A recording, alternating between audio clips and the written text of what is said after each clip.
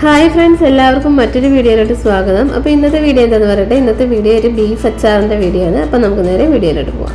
Hi friends, welcome back to Yami shorts and vlogs. അപ്പോൾ ഇന്നത്തെ വീഡിയോയിലോട്ട് എല്ലാവർക്കും വീണ്ടും സ്വാഗതം. ഇന്നത്തെ വീഡിയോ എന്താണെന്ന് പറയട്ടെ, ഒരു അടിപൊളി ബീഫ് അച്ചാർ റെസിപ്പിയാണ്. അപ്പോൾ നമുക്ക് നേരെ വീഡിയോയിലോട്ട് പോവാം. ഓക്കെ യാമി? ഓക്കെ യാമി?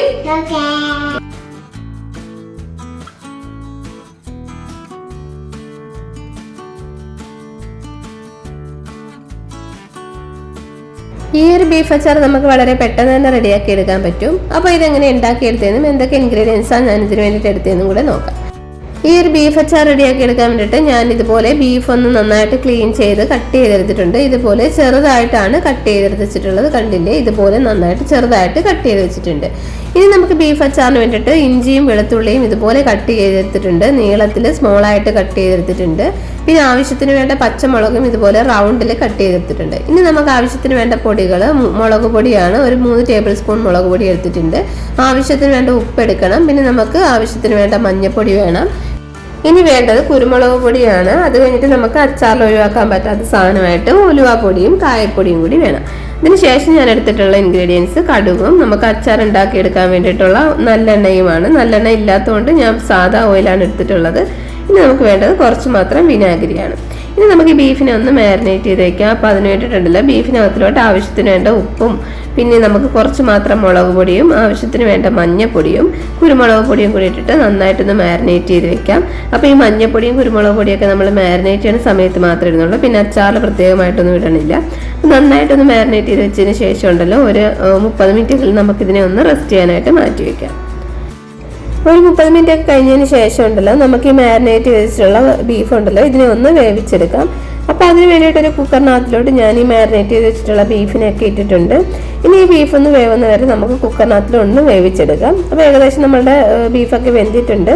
കുക്കറൊക്കെ തുറന്നപ്പോൾ ഈ രീതിയിൽ നമുക്ക് ബീഫൊക്കെ വെന്ത് കിട്ടിയിട്ടുണ്ട്. ഇപ്പോൾ കണ്ടില്ലേ, ഈ ബീഫിൻ്റെ അടിയിലായിട്ട് കുറച്ച് വെള്ളമുണ്ട്.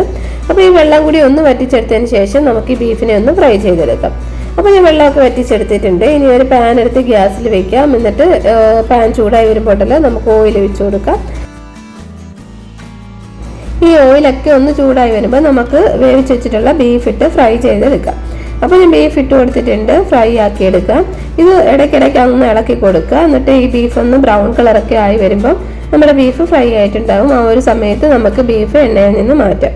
ഇപ്പോൾ കണ്ടില്ലേ, ഏകദേശം നമ്മുടെ ബീഫൊക്കെ നന്നായിട്ടൊന്ന് ഫ്രൈ ആയി കിട്ടിയിട്ടുണ്ട്. ഈ ഒരു സമയത്ത് നമുക്ക് ബീഫെല്ലാം ഈ എണ്ണയിൽ നിന്നൊന്ന് മാറ്റിയെടുക്കാം. ഞാൻ എണ്ണയിൽ നിന്ന് നമ്മുടെ ഈ ബീഫ് എല്ലാം ഒന്ന് മാറ്റിയെടുത്തിട്ടുണ്ട്. ഈ രീതിയിൽ നമുക്ക് ബീഫിനെ ഫ്രൈ ആയി കിട്ടിയിട്ടുണ്ട്. ഇനി നമുക്ക് അച്ചാർ റെഡിയാക്കി എടുക്കാം. അപ്പോൾ അതിന് വേണ്ടിയിട്ട് ആ സെയിം എണ്ണയാണ് യൂസ് ചെയ്തിട്ടുള്ളത്. പക്ഷെ അതിനെ ഒന്ന് ഫിൽറ്റർ ചെയ്തെടുത്തിട്ടുണ്ട്. എണ്ണ ചൂടായപ്പോൾ കടുകിട്ട് പൊട്ടിച്ചതിന് ശേഷം ഉണ്ടല്ലോ, നമ്മൾ കട്ട് ചെയ്ത് വെച്ചിട്ടുള്ള വെളുത്തുള്ളിയും ഇഞ്ചിയും കൂടെ ഇട്ട് കൊടുത്തിട്ടുണ്ട്. നന്നായിട്ട് വെളുത്തുള്ളി ഇഞ്ചിയും ഞാൻ അച്ചാറിന് വേണ്ടി എടുത്തിട്ടുണ്ട്. അപ്പം മാത്രം നമ്മുടെ അച്ചാറിന് നല്ല ടേസ്റ്റ് ഉണ്ടാവും.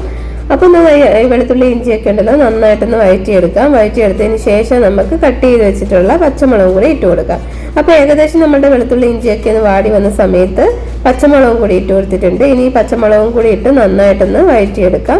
ഈ സംഭവങ്ങൾ ഇത്രയൊന്ന് വഴറ്റി വന്നതിന് ശേഷം ഉണ്ടല്ലോ, നമുക്ക് ഇതിനകത്തോട്ട് പൊടികൾ ചേർത്ത് കൊടുക്കാം. നമ്മൾ അച്ചാറിലും മുളക് പൊടി മാത്രമേ ഇനി ചേർത്ത് കൊടുക്കാറുള്ളൂ. പെപ്പർ പൊടിയൊക്കെ ഓൾറെഡി നമ്മൾ മാരിനേറ്റ് ചെയ്തപ്പോൾ ഇട്ടു.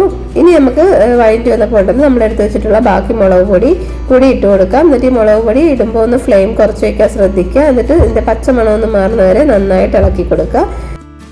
പൊടികളുടെ പച്ചമണമൊക്കെ ഒന്ന് മാറി കിട്ടിയതിന് ശേഷം നമുക്ക് ഫ്രൈ ചെയ്ത് വെച്ചിട്ടുള്ള ബീഫ് ഇട്ട് കൊടുക്കാം.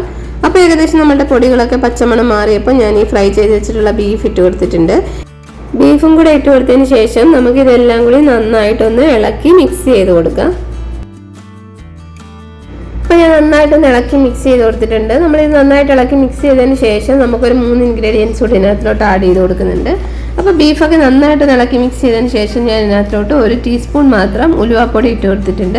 ഇനി നമ്മൾ ബീഫ് അച്ചാറിന് ആവശ്യത്തിന് വേണ്ട കായപ്പൊടിയും കൂടി ചേർത്ത് കൊടുക്കാം. അപ്പോൾ ആ കായപ്പൊടിയും കൂടി ചേർത്ത് കൊടുത്തിട്ടുണ്ട്. ഇത് രണ്ടും കൂടി ചേർത്ത് കൊടുത്ത് നന്നായിട്ട് ഒന്നും കൂടി ഇളക്കി മിക്സ് ചെയ്തെടുക്കാം. ഇളക്കി മിക്സ് ചെയ്തതിന് ശേഷം നമുക്ക് ഇതിനകത്തോട്ട് ആവശ്യത്തിന് വേണ്ട വിനാഗിരി കൂടി ഒഴിച്ചു കൊടുക്കാം.